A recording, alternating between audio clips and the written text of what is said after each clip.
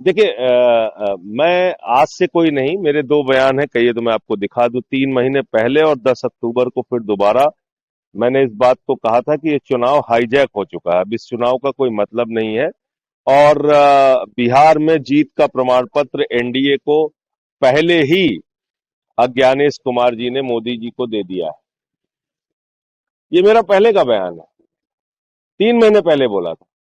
80 lakh vote जिस राज्य में काट दिए जाएंगे, जिस राज्य में 5 लाख वोट डुप्लीकेट बनेंगे, जिसमें 1 लाख वोट अता पता नहीं किसका है, उस राज्य के चुनाव परिणाम क्या होंगे? आप सहजता से इस बात को समझ सकते हैं। तो आज पूरी एनडीए को और मोदी जी को जाके अज्ञानेश कुमार को बधाई देनी चाहिए, उनको मिठाई खिलाना चाहिए, उनका माल्यार्पण करना चाहिए कि अज्ञानेश कुमार जी, आपकी कृपा से हम लोग बिहार जीत गए। यही हुआ है। दिल्ली के अंदर 40,000 वोट केजरीवाल साहब की विधानसभा में चुनाव शुरू होने से पहले कट गए थे। दिल्ली के अंदर हमने मंत्रियों के घरों में जहां 3 वोट थे वहां 33 वोट पकड़ा, 25 वोट पकड़ा, 26 वोट, 15 वोट, 22 वोट, ऐसे ऐसे वोट बनवाए गए थे।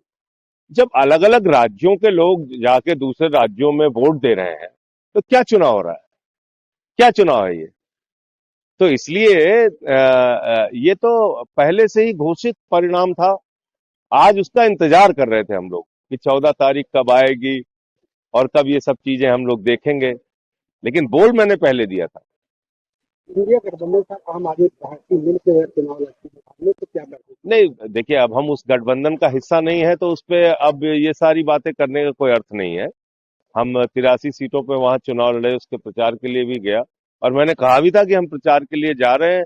लेकिन अज्ञानेश कुमार ने जीत का प्रमाण पत्र मोदी जी को पहले ही दे दिया है। राजद ये के मेरा आज का बयान नहीं। हाँ।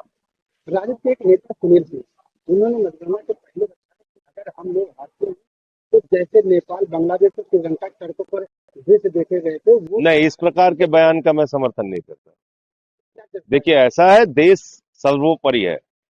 हम जो लड़ेंगे वो लोकतांत्रिक तरीके से लड़ेंगे।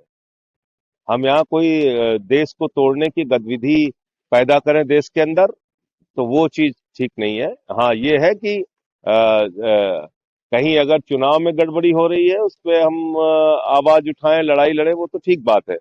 लेकिन हम यहाँ इसको बांग्लादेश बना देंगे और नेपाल बना देंगे, इसलिए थोड़ी हम पैदा हुए हैं। पवन खेरा, कांग्रेस के पवन खेरा ने एक सवाल पैदा किया है कि 2,900 किलोग्राम की विस्फोटक सामग्री फरीदाबाद कैसे पहुंची? एक सवाल उठाया उन्होंने। देखिए, ये सारी बातें तो बिल्कुल जायज हैं कि एक तरफ प्रधानमंत्री जी और पूरी की पूरी बीजेपी दावा करती है कि उन्होंने आतंकवाद खत्म कर दिया। वो देश के ऊपर कोई भी आतंकवादी हमला वो युद्ध माना जाएगा। ये सारे बयान तो मोदी जी के हैं। तो अब तो उन्होंने जाके लाल किला, जो देश का गौरव है, वहां पे ब्लास्ट कर दिया। जैसे मोहम्मद का नाम आ रहा है, जो पाकिस्तान का आतंकवादी संगठन है।